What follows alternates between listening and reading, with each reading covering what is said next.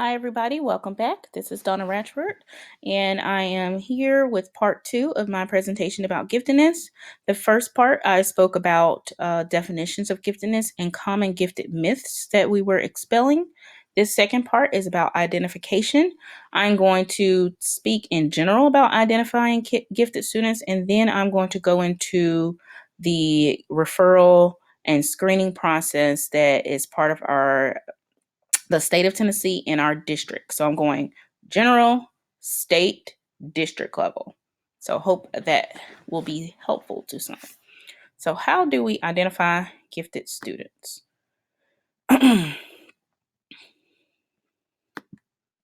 Characteristics of gifted students.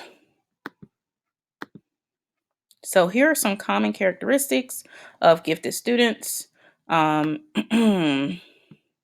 So a gifted student intellectually, you can have a discussion with this child. You can have a reasonable conversation and really explain things in depth. Their morality, or oftentimes they have that strong sense of what's right, what's wrong. They what's fair. They march to their own beat. Many times they always want to make an A or get things correct. They also can be very curious. And with curiosity is common for many children, but gifted students, they have that intellectual curiosity. So it's tied into learning something new. Their imaginations are very vivid and large. They can be intense. Sometimes they can question rules and authority. So these are just some common characteristics. All right, bright versus gifted. I'm not going to go along into this, but I've had many teachers come to me with recommendations of students to be tested for giftedness, and many times these students were bright, but did not necessarily carry the characteristics of giftedness. So they have referred to me, especially in the older grades, the kid that is getting the answers right all the time, that is always paying attention and has these great ideas, and they're really hard workers.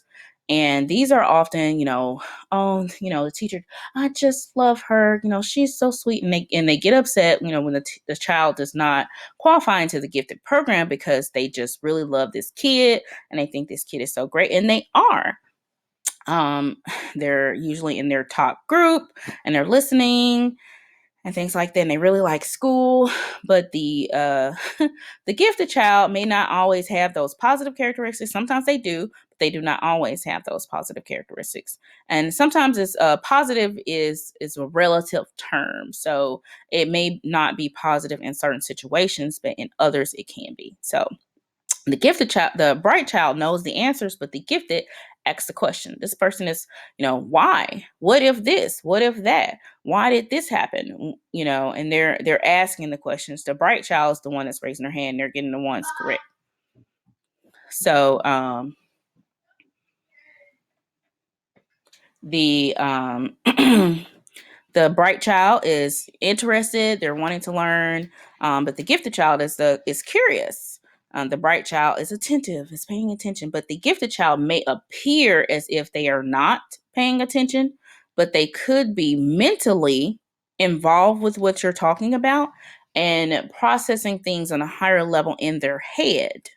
So they may appear to not be paying attention to your lesson or doing what you are doing, but mentally they could be highly engaged, or they could be physically involved with their body, manipulating things around them, how they are processing the information. The bright child, they are hard workers. They are, doing their homework. They're turning in their assignments. You put them in the group and you can see them doing their work. But the gifted child, things may come easy to them. So they may be silly. They may be wild. And they may not be putting forth that effort because they don't need to, or they don't think they need to. The bright child is normally in a top group, but the gifted child is beyond the group. They're on another level than the group. The Bright child may need several repetitions for them to get mastered, but the gifted child only needs a few repetitions for mastery. The bright child enjoys their peers, that you may see them getting along with lots of the other students, but the gifted child may be the one that's hanging around you all the time or constantly, coming up to you or speaking to adults. They prefer adults because emotionally or mentally they may be on that level. Um, the bright child enjoys school. The gifted child may not necessarily enjoy school, but they may enjoy learning. And that has to do with some of the rigidity and conformity that is involved in schooling as opposed to learning. You can learn outside of a school environment. Um, so that's just some of the things. And this is a great little chart. I can screenshot that and send that to you if you want. Okay. Caution.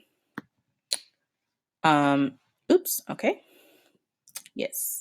So remember, not all students are alike. So yes, the bright versus gifted is something good to know, but these are just a few common characteristics of gifted children. You must observe each student with a new view and understanding. So don't just take all gifted children and put them into a one category. What do I do with them? So before I get into this, I'm going to go into the state of Tennessee's requirements and referral process for intellectually gifted. The state of Tennessee has a gifted manual that I will link. Part of the referral process for the state of Tennessee is any child may be referred for a gifted program by a teacher can refer them, any teacher that interacts with them. So it does not have to be the classroom teacher. It could be a music, art, PE, library guidance. It could be an ESL teacher. It can even be an assistant. The parent can refer, and even a child can refer themselves. Now, referral is not the same thing as participation or testing. So, referral is just a process to get started and get someone to look into the child. So that's the referral process.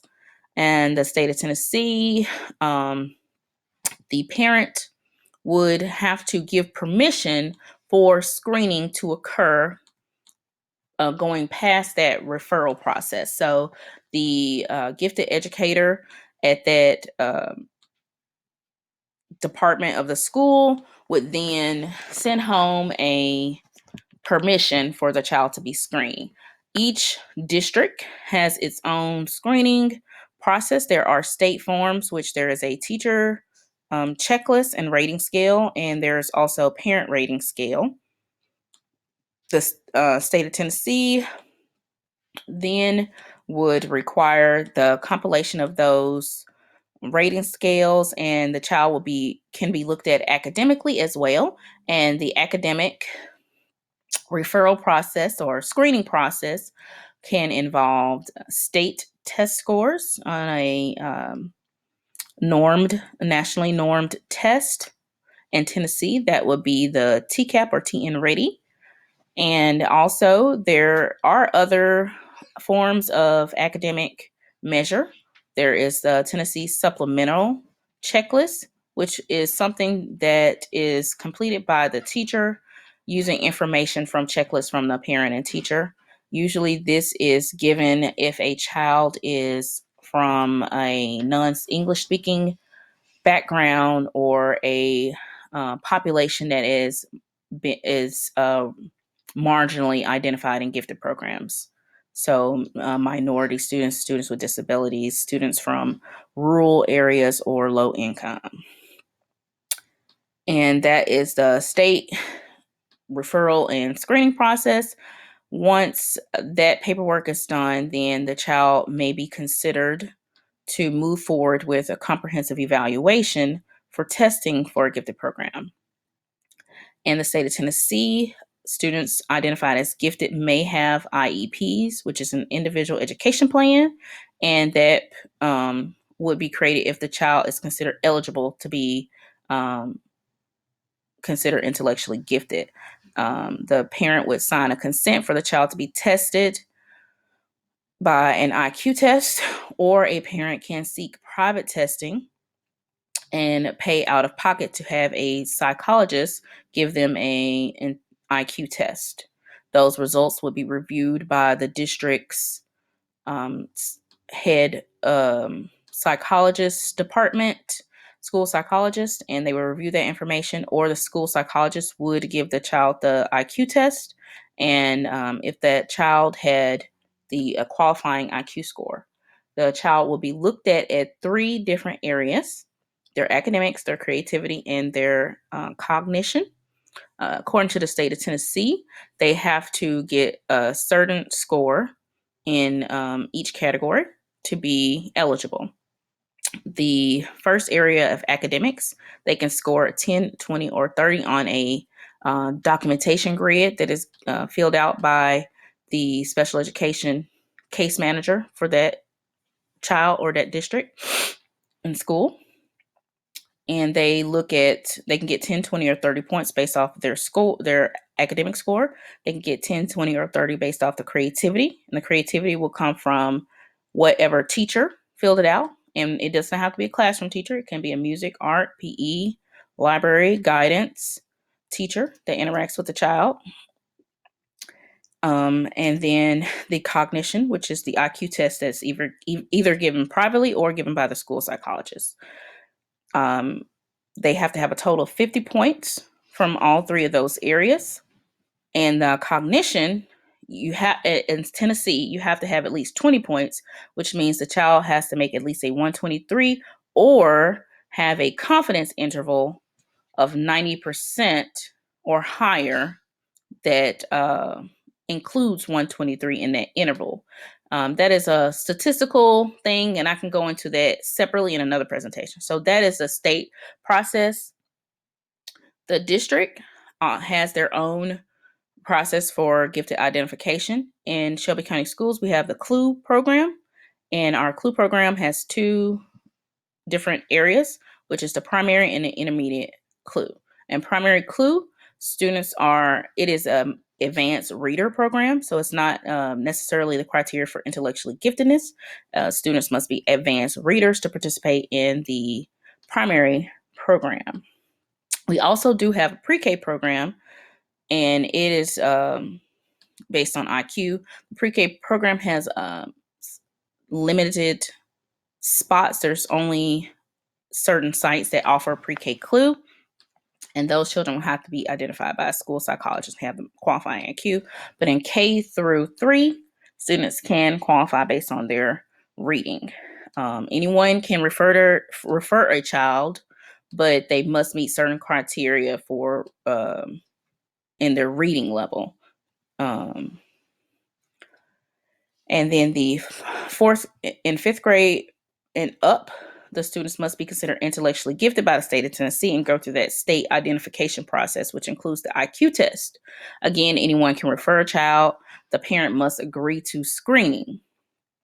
So that is the identification process. Now, last year, the CLUE department did begin using FastBridge to do a universal screener to identify students for our CLUE program in K-8, and students needed to make a certain score on FastBridge to move forward. However, that is just a way for us to identify students who normally may not be identified by a classroom teacher due to various reasons. So it does not circumvent teacher, parent, and child referral. It's just another way for us to cast a wider net. So if you did have a student that maybe did not score those things in FastBridge, then you still have a right, according to the state of Tennessee, to refer that child. That does not necessarily mean that child will be tested or participate in the program. So all of these factors need to come into play, and you may have a child that could possibly be gifted, but because the K through 3 program is for advanced readers, that is something that you should take into consideration when referring a child, because the program is highly language arts based for Shelby County Schools. So it will be rigorous in the language arts and reading department. So just keep that in mind. There are cases when a child is so academically advanced in certain areas, maybe math or their creativity, that a parent or another adult that works with that child strongly feels that child needs an IEP so that they can get accommodations in the classroom or enrichment services.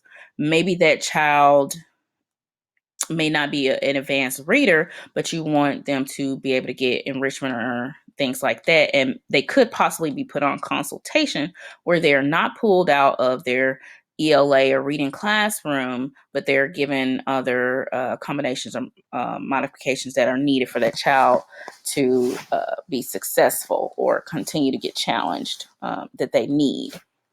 In that case, you would go through the normal referral process and reach out to the clue teacher or gifted education teacher at that school and make known your concern and request that the child be screened and possibly tested for the gifted program. So at that time, they will be screened, they will be looked at academically and creatively, and then determine whether or not they need to proceed with the testing portion.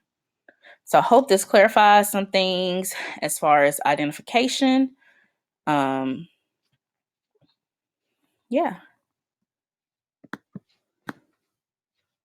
Okay, so that was long. All right. Is that all? I'm going to record a part 3 that will have what to do with these kids once they have been identified or once you realize you have a student that is gifted.